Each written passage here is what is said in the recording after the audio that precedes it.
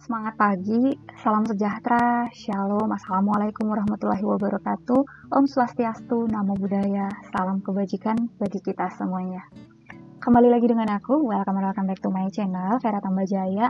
Nah, sesuai dengan janji aku kemarin kita udah ngebahas materinya, sekarang kita akan ngebahas contoh soalnya supaya lebih paham ya teman-teman. Untuk asuhan persalinan, kala-kala dalam persalinan, ada berapa kala dalam persalinan, faktor yang mempengaruhi persalinan. Kita sudah bahas materinya, sekarang kita ke soalnya supaya lebih paham. Oke, langsung aja. Soalnya aku nggak bikin banyak-banyak ya, teman-teman. Oke.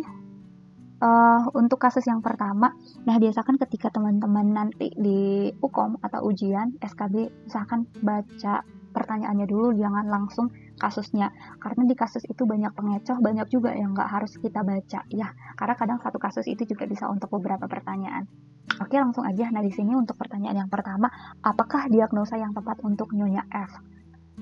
Kemudian kita juga bisa bergerak loh teman-teman dari opsi ke kasusnya gitu. Nah, langsung aja kita lihat di sini. Oke, aku bisa sambil coret-coret nggak ya? Oke, nih, wait ya. Nah, di sini dia dibilang Nyonya F ini 22 tahun mengaku hamil kedua. Nah, jadi ini hamil kedua, dia keguguran 1 kali. Oke, berarti partusnya nggak ada ya teman-teman. Berarti ini langsung aja kita skip yang ada partus-partusnya. Karena kan dia G2 ya. Oke. Kemudian ini G2 nggak ada partusnya, nggak ada ininya, 0 semuanya. Oke, kita skip. Kemudian opsi kita tinggal ini nih, G2 panel A1. Kemudian kita lihat nih, pembukaan, nggak usah dibaca semuanya, langsung aja pembukaan 3 cm. Nah, 3 cm artinya dia masih fase laten. Nah, kita udah bahas kemarin di video, kalau dia 1 sampai 4 itu masih fase laten, 4 sampai dengan 10 itu adalah fase aktif. Jadi ini jawabannya adalah yang E. Oke, fase laten ya. Oke, dapat kan? Gak usah baca semuanya. Oke, kita ke pertanyaan yang kedua. Apakah dasar menegakkan diagnosa impartu Nyonya F gitu? Oke, tadi udah kita bahas juga, dia udah G2 ya. Dasarnya bisa aja sih ada hisnya, tapi dia belum impartu. Nah, sering kan kalau kita melakukan yang namanya CTG, teman-teman itu pernah nggak sih menggunakan CTG? Kardiotokografi. Di CTG itu ada hisnya, tapi belum ada pembukaan gitu. Jadi dasar untuk menegakkan bahwasanya ini sudah impartu adalah kita lihat dari pembukaan.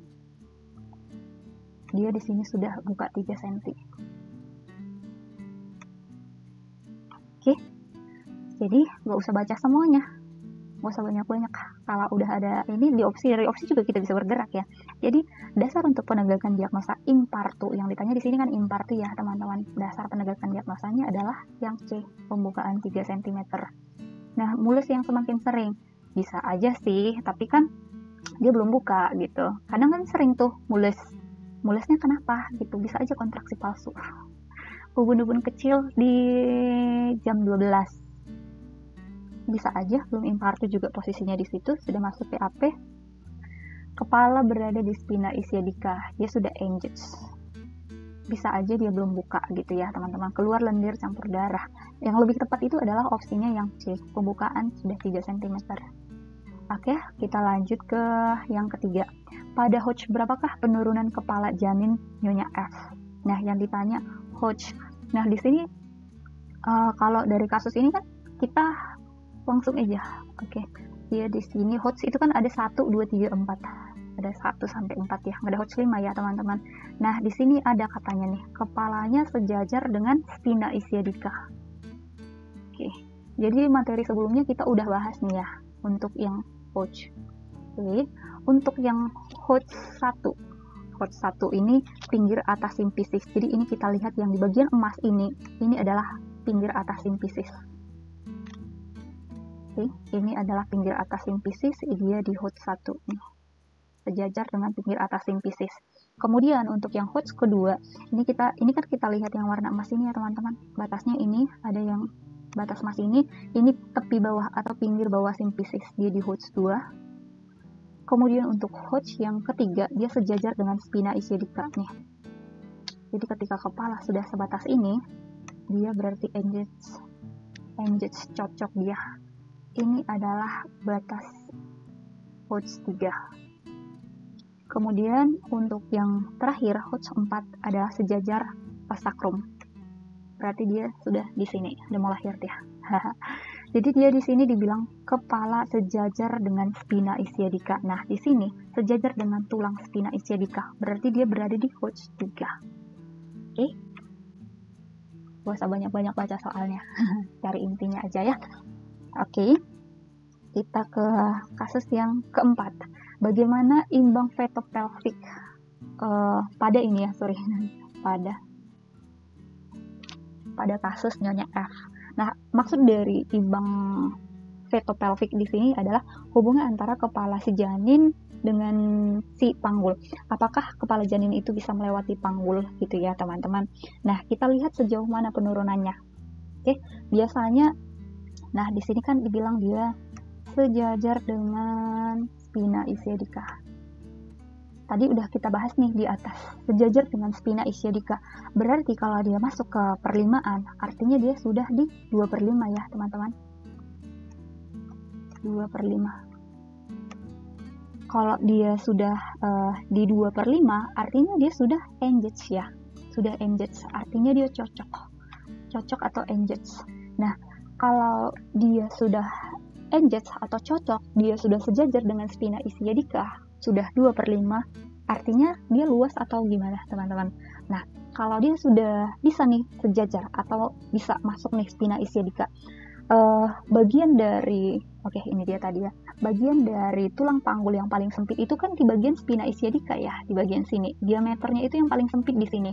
Nah, artinya kalau diameter yang paling sempit ini sudah bisa dilewati oleh si janin, sudah bisa sampai ke sini kepala si janinnya, artinya panggul ibunya itu luas.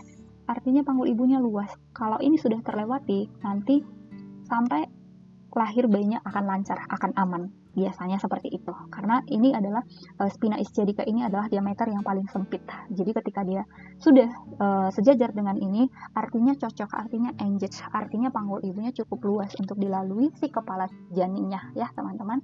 Ini tadi yang sudah kita bahas. Hodge 1 pinggir atas simfisis, Hodge 2-nya pinggir bawahnya, Hodge 3 sudah sejajar dengan spina ischiadica, kemudian Hodge 4 sejajar dengan os sacrum.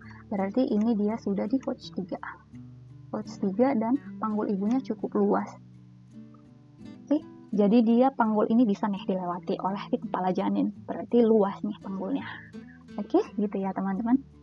Oke, selanjutnya kayaknya 5 soal deh ya. Apakah diagnosa yang tepat untuk Nyonya U? Nah, oke, langsung aja kita lihat di sini. Katanya dia hamil ketiga, berarti dia G3 ya. Hamil ketiga, kemudian melahirkannya sekali, berarti dia P1. Kemudian ternyata dia keguguran sekali, berarti A1. Nah, teman-teman bisa gerak cepat nih. Oh, ternyata semuanya dia G3, P1, A1, benar nih semuanya.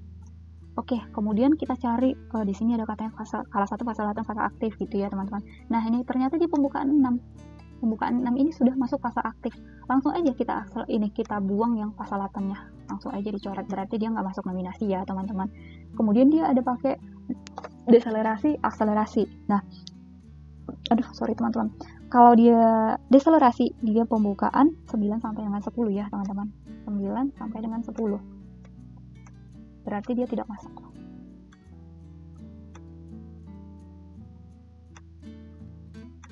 Oke.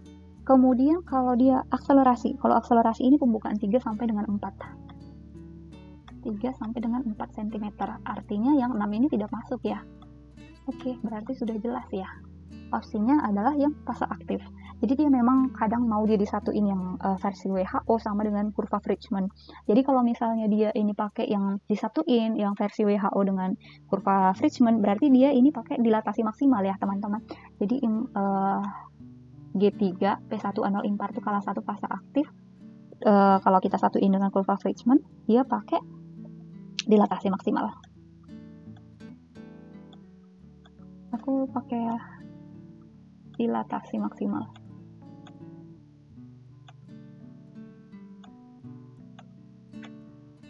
dilatasi maksimal ya.